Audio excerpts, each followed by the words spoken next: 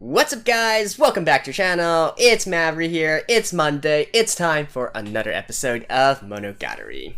We just finished Koi Monogatari, and I gotta say that was an absolute epic arc. I loved it. I love the characters. I love what went through. I love the dialogue. I love the interactions. And well, the ending was kind of a lot of question mark for me as well, because this is actually how they originally ended the second season. So it seems that there wasn't a concluding arc there, and we're supposed to continue going forward, which I guess also makes sense, right? Because the story definitely doesn't stop there.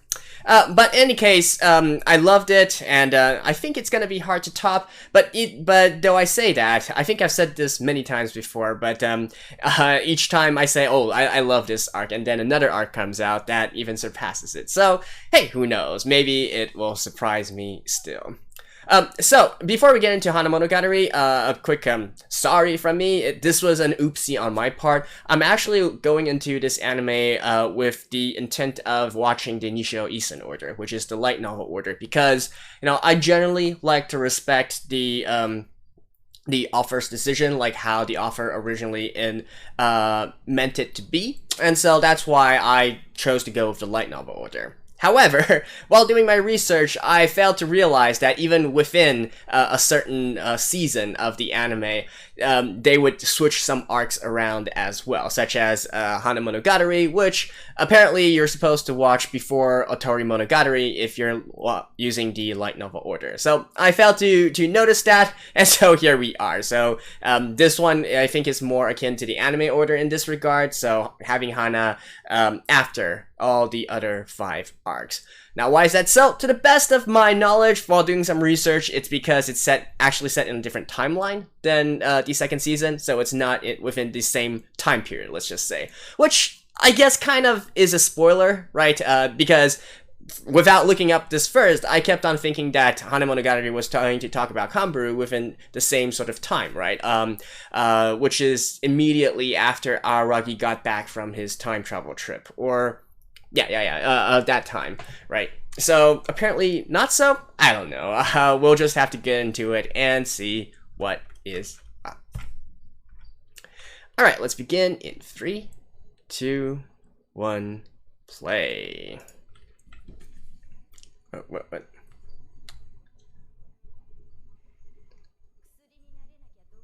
Okay, starting with like a bunch of text. That's just mean.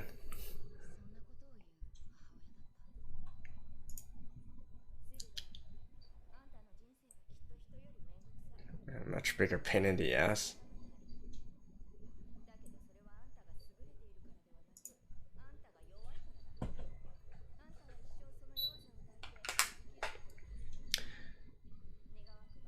Well, aren't you a pleasant?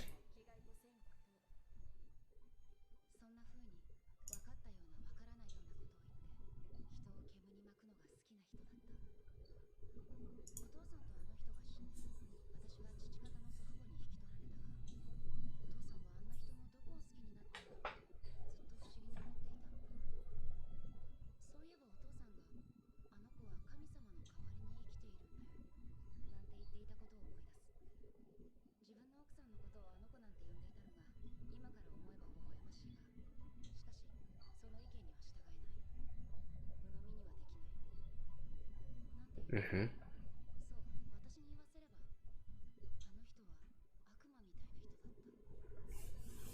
Okay.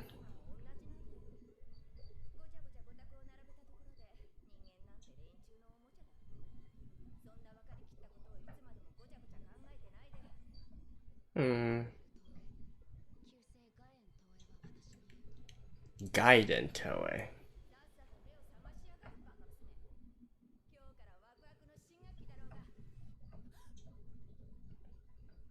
April. Wait, why is...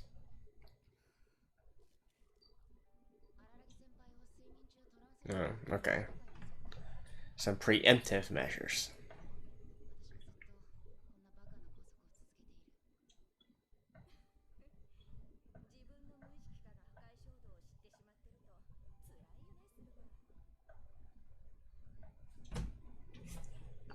I thought it was supposed to gradually get better.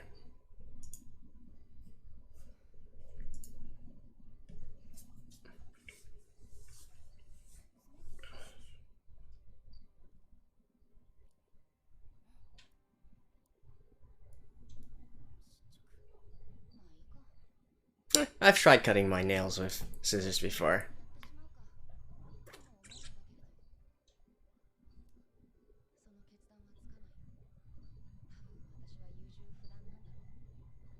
Wait. Long... Okay.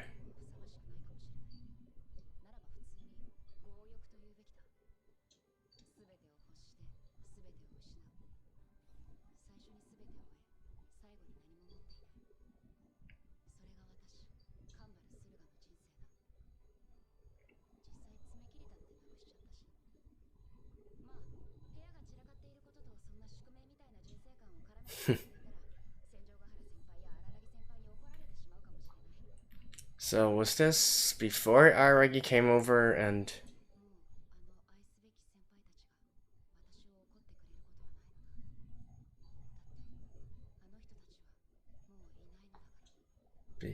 Because they're gone?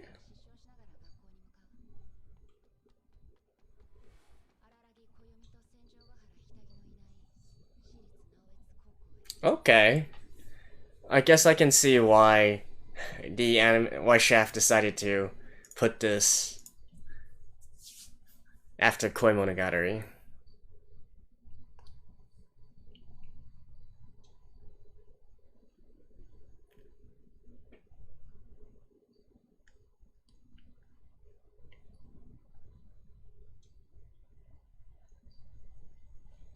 Hmm? And so who is this girl?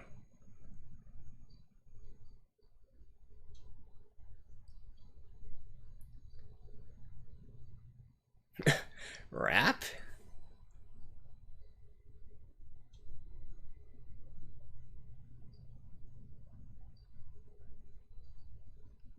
Ooh.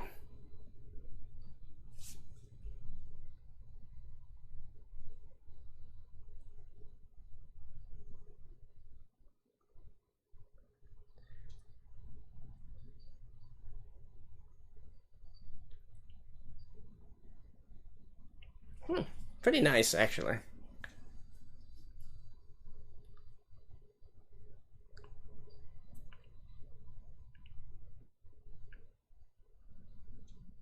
A half-course shot? Alright.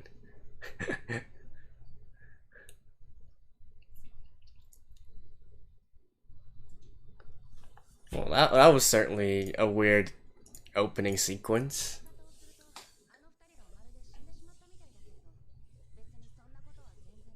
They're traveling? They graduated? Yeah.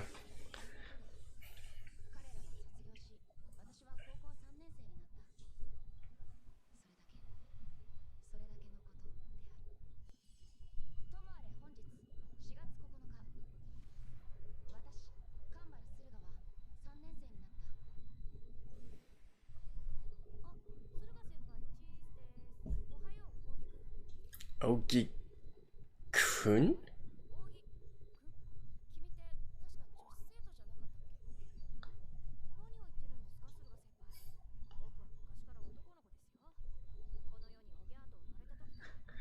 The fuck?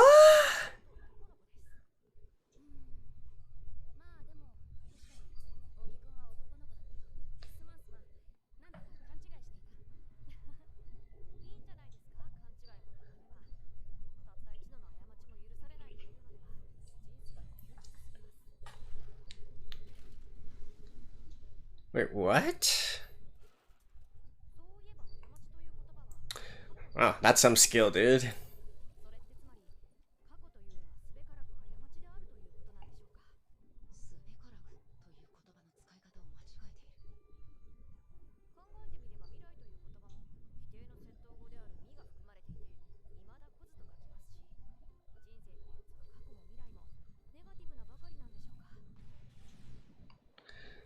It doesn't...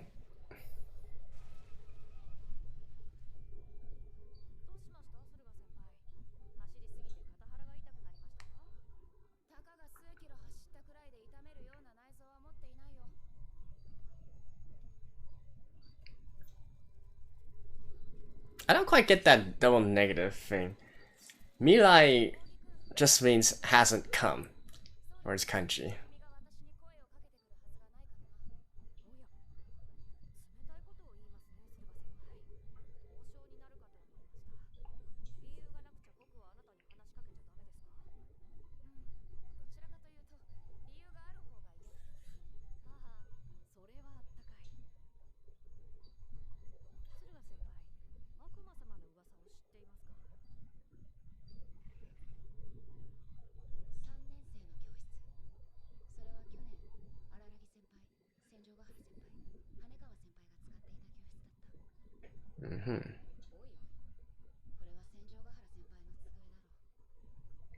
Is that so?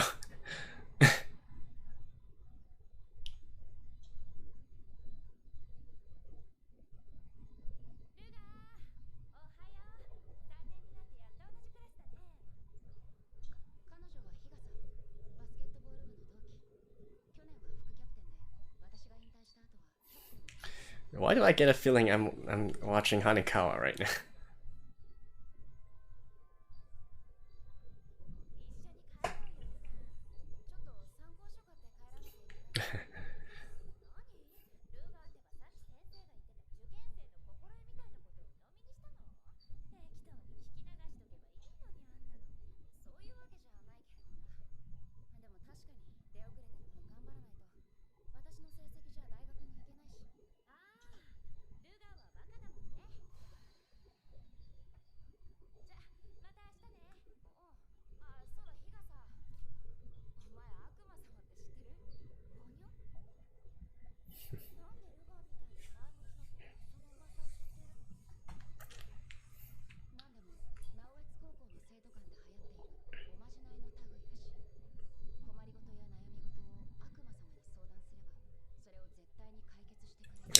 High school.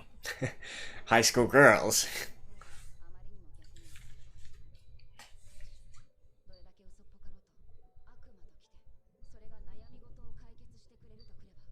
Although, yeah, considering that Kambaru does have...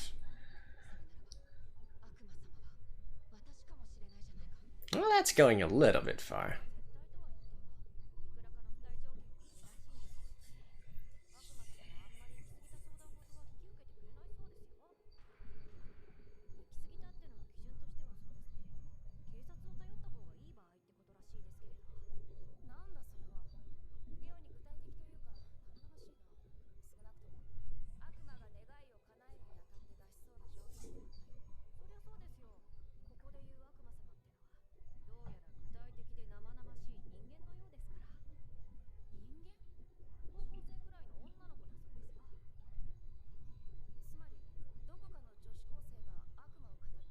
What is your relationship with Ougi?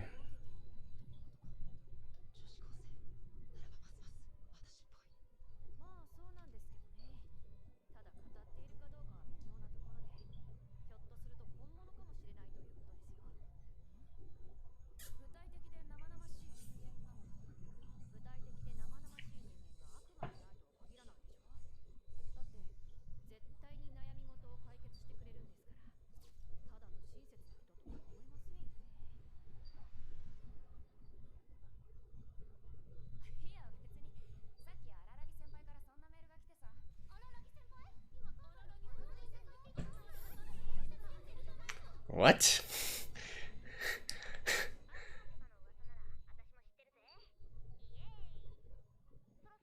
Oh, that Aragi-senpai. Idling my engine? Let me guess. A motorbike?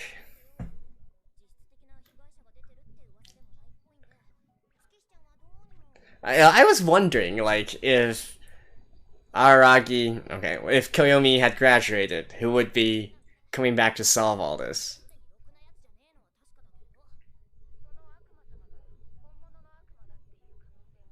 Wait, no, wait, that doesn't make sense.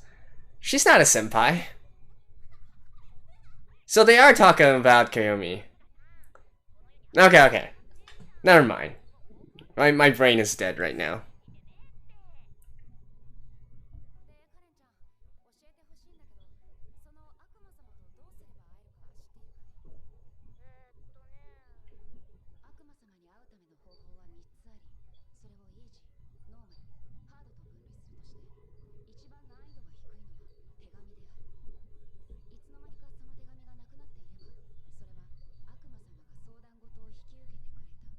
Okay.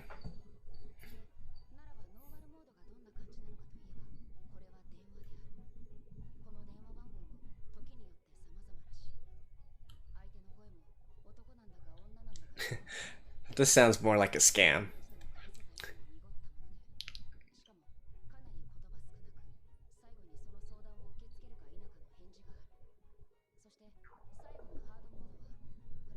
Meeting face to face.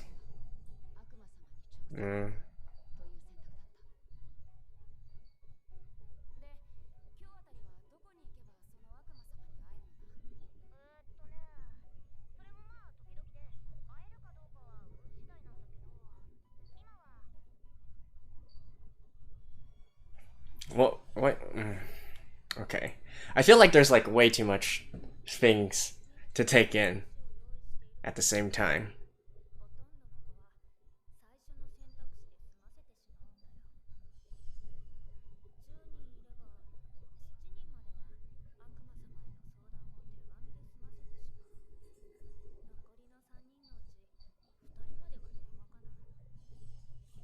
So 10% choose to meet you? That's not an inconsequential number.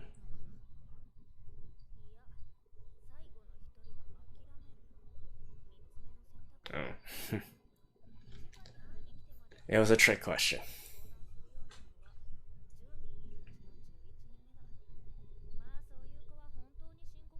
Wait. Isn't this her friend from the opening?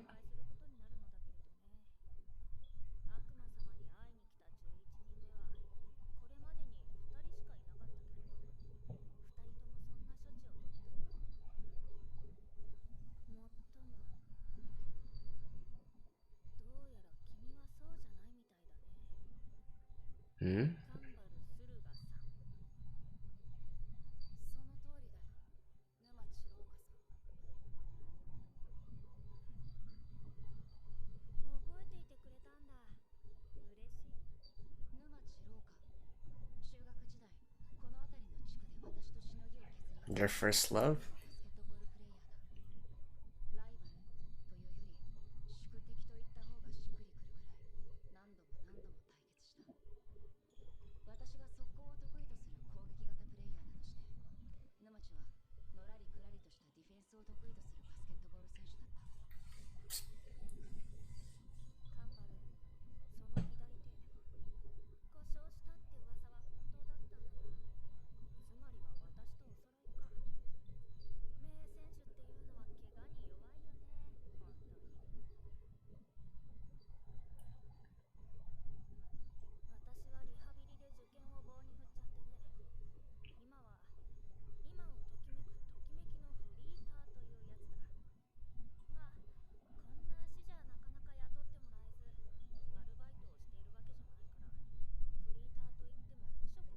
Right.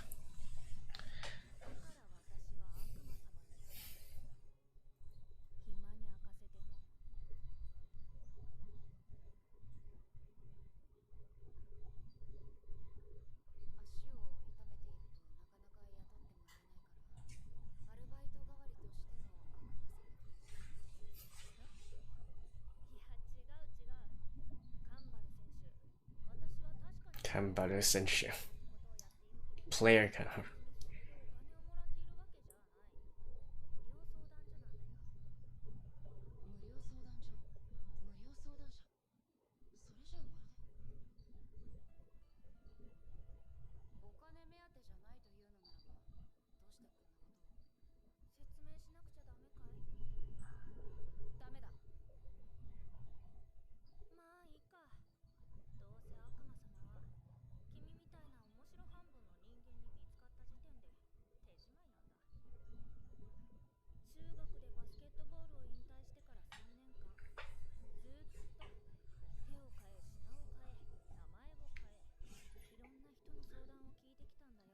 I have no idea where this is going.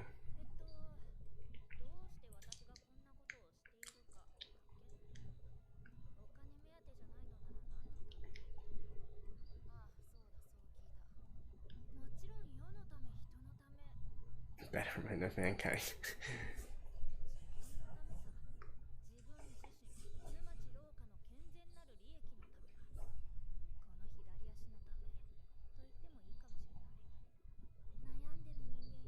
What did you do to your leg? Like, if it's something that you need to go into rehab for, you don't really need to keep on having those bandages on your leg. That doesn't really make sense.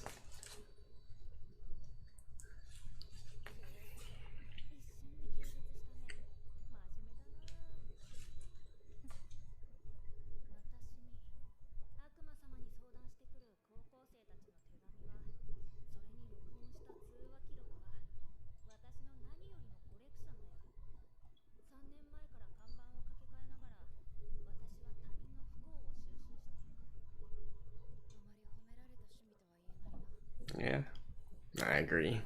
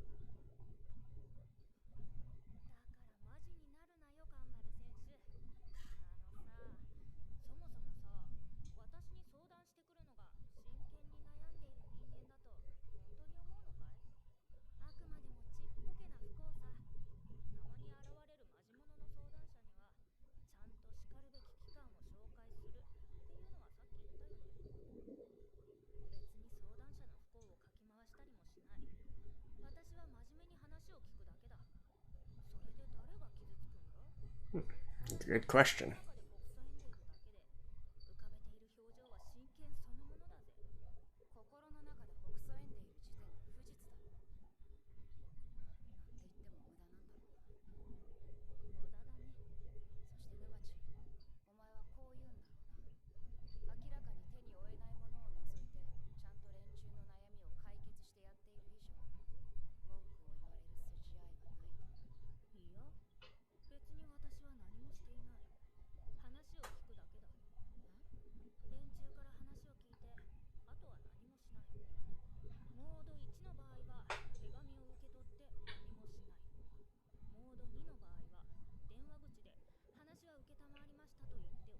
Okay.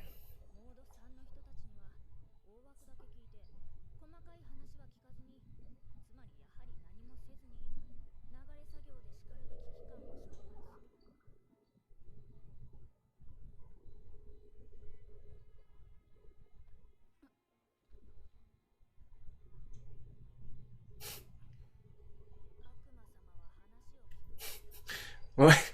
What? Was that necessary?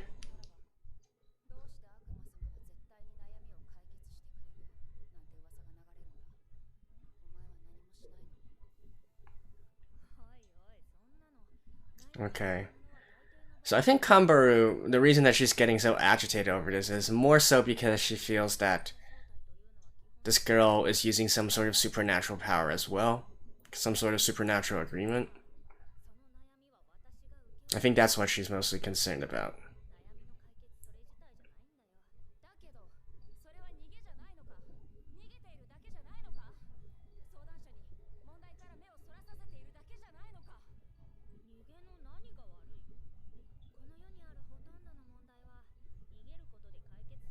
Or maybe not. Okay. So she also doesn't like this method of...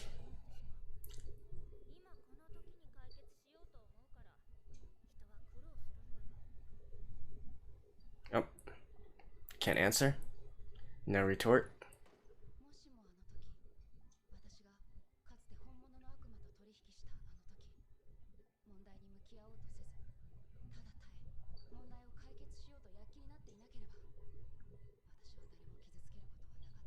Hmm.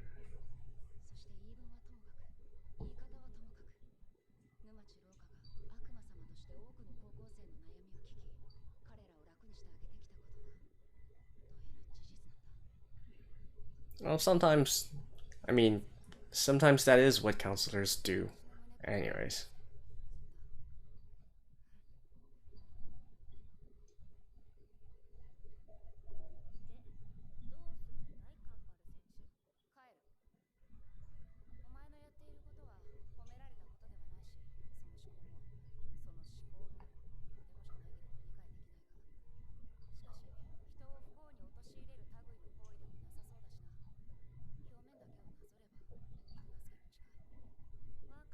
Yeah, superficially, that is true.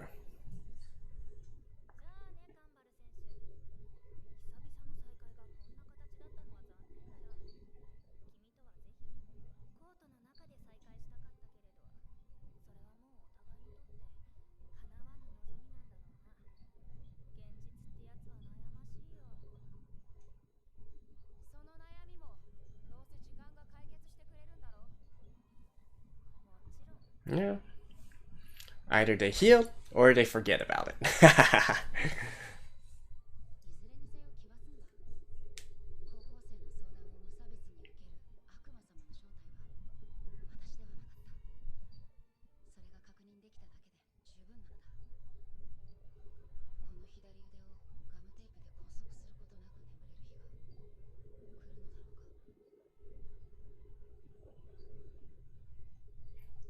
Why do I feel like Kambaru has changed so much since then?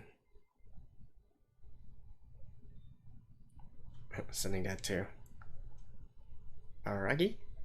Or send...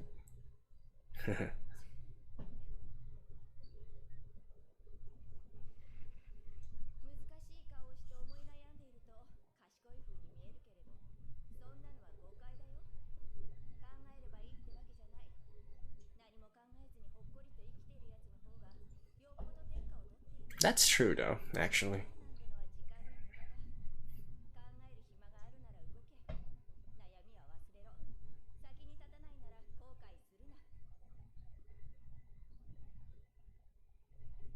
Okay, and now this is when things turn bad. Oh, alright. No?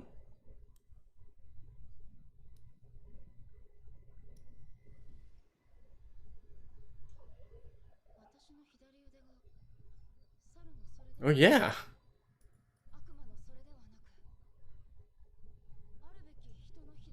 Well, congratulations. Question mark? Alright, what the hell am I supposed to be thinking right now?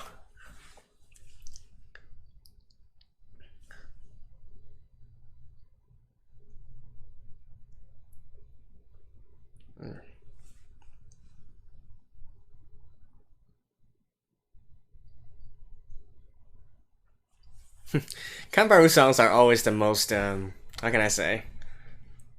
The most, like, normal songs.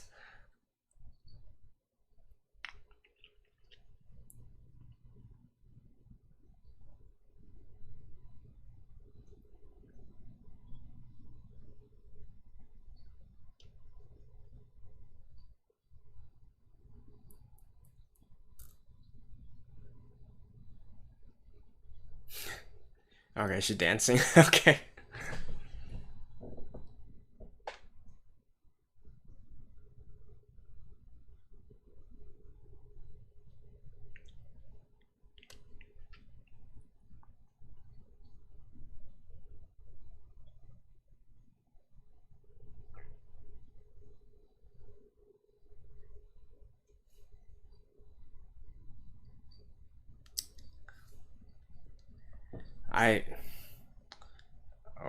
Okay.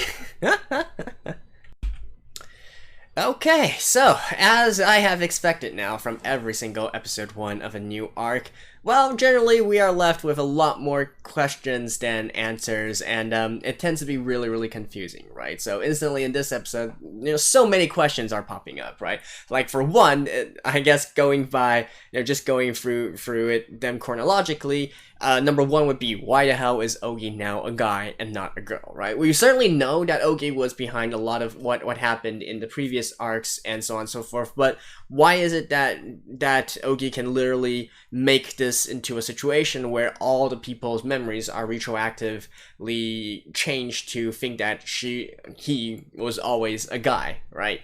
I gotta be honest, I originally kind of thought about whether or not this is an alternate universe, that kind of thing, an alternate timeline. But, I don't know, not enough other evidence exists to let me really think that sort of theory holds any sway, so I'm just gonna have to put that aside for now. This Roka character, right? This Numachi Roka character.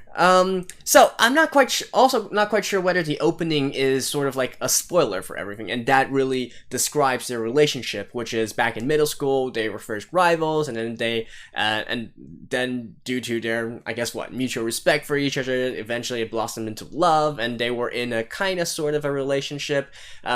Which is probably where also Kambaru first started having her sort of lesbian tendencies, I guess you could say. And then of course Numachi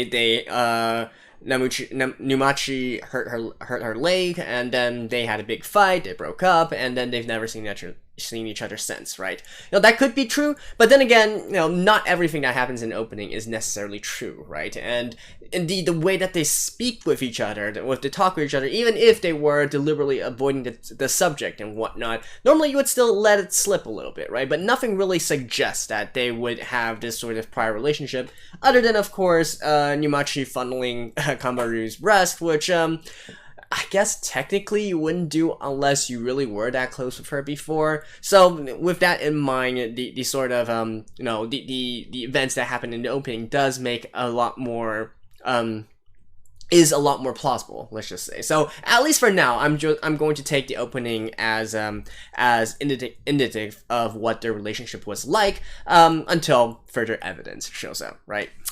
And then this entire thing, and then of course there's some other things about Numachi that I have questions about. Like, for instance, what the hell happened to her leg, right? Because, like, come on, there's no sort of injury that in which you can rehab from that's going to require to be in bandages for 3 whole years, right? She hurt it in middle school, they're in the last year of high school now, so that's like 3 years, right? So what exactly can happen? Like, most kind of injuries that cause you to have to stop playing and then go into rehab or something like that are what? I mean, broken bones are one. They're the easiest to heal from. If you have torn ligaments, such as your ACL or your or Achilles heel or something like that, those are much harder to come back from. But even then, those kind of injuries don't require you to be bandaged up, right? And even if you did break a bone, you wouldn't need to be in a cast or bandaged up for that long. So it is kind of curious to me what exactly her injury is. I'm not sure if this is just a just a design choice by the animators, or is this actually a clue that perhaps the situation with her is one similar to Kambaru, right, where she was, I guess, cursed, if you want to say, by the aberration and whatnot, and which caused her left hand to turn into a monkey's paw, right? So is that also the same situation that befell Numachi, right? I'm instantly suspicious of that, because I don't really see any kind of condition where, 3 years going, she still needs to keep bandages over it. So that's one observation there. And the second one is, of course, in relation to, I guess not really observation, but more of a comment on what she's actually doing and whether it's good or not, right? Because, again, probably you guys know by now, I'm not exactly always looking at things from a moral perspective. I think most people can agree that, morally speaking, what Numachi is doing is wrong. She's getting enjoyment and entertainment out of other people's miseries. And yet, at the same time, from a practical standpoint, right? From a practical perspective, it does seem more like a symbiotic relationship that she has with those that come to her in need, right? Because, I mean, that is what a lot of counselors do, or in fact, that's what a lot of friends are there for, right? It's just to lend an ear to other people's problems. They don't really require you to help solve it or anything. In fact, most people don't want you to suggest them how to solve it, but more so provide an outlet for them to vent, and so on and so forth. So can you really say that what she's doing is harmful? I would argue, and I think Numachi is arguing this point as well, that what she's doing is still actually beneficial to those that come to her in need, right? And indeed, if it is any sort of problem that is really urgent and isn't something that she can just let simmer through, she does direct them to the relevant authorities. So, from that perspective, whatever her ulterior motive is in doing all this, I feel like if the net gain is a positive, I would say there's no problem with it, and apparently Kambaru made this decision as well, right? And indeed, I do love that little point that they went through in the end about how time will solve a lot of problems, right? Because that is so true, and indeed, going back to the previous arc, and indeed even further more behind, I keep on talking about how I feel like the Monogatari series and all these aberrations and whatnot are sort of like they're a sort of alliteration or reference to a lot of adolescence kind of problems, a lot of coming of age problems, right? When you're in mid school, when you're in high school, you meet. I think I went further into that in the last episode, so if you guys missed that, you can check out my discussion again from the end of last episode, the end of Koi Monogatari. So I talked about how in high school and mid school you might think that some event that happens is it's like the biggest thing in the world, right? Like you literally want to die or something like that. And yet, as time goes on and you gain more years and you gain more perspective, suddenly it really doesn't seem that bad anymore. Like the most common kind of trope would be or the most common kind of examples would be like getting heartbroken, right? Getting dumped, getting rejected, that kind of stuff, anything to do with love. Or of course it might be something like like an entrance exam, like you did bad on a test or something like that. Or then of course there's another big one, which is relationship problems, not related to love, but more so with how you're regarded within your peers, how they treat you, and so on and so forth, right? Like these are lots of problems that are magnified a lot while you are in mid school and high school, and yet once you reach college, once you graduate and enter the workforce, and so on and so forth, they really are not problems at all, honestly speaking, right? Sure, you would probably prefer to have not went through this anyhow, because just because it was a painful experience, it was a painful memory, or so on and so forth, but it's not the end of the world, right? And indeed, I do feel like a lot of problems that people meet in mid school, in high school, can be solved just by letting time go on. So I actually completely agree with that perspective there. Obviously, some really important things you can't really let go on, like for instance, if it is something if it's something that's causing you bodily harm, or something that's really you're really killing you mentally, right? But again, some perspective is needed in all that. Like when you say that, how far. Now, bodily harm is one thing. Mentally, that's where things get a little bit tricky, right? Which is, well, anyways, we don't know what the problems are, but I'm just saying here that there are a lot of times when I do feel a lot of problems can be solved by letting time pass on, and then eventually you won't even think that it's a problem anymore, is what I'm trying to say here. And how does this relate with Kambaru, though? And how does this relate with why her hand has suddenly reverted back?